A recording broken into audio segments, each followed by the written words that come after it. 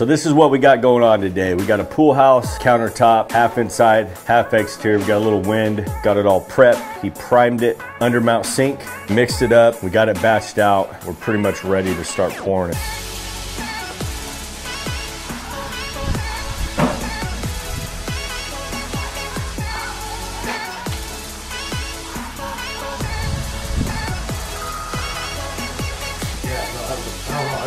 I don't mess with it anymore, dude.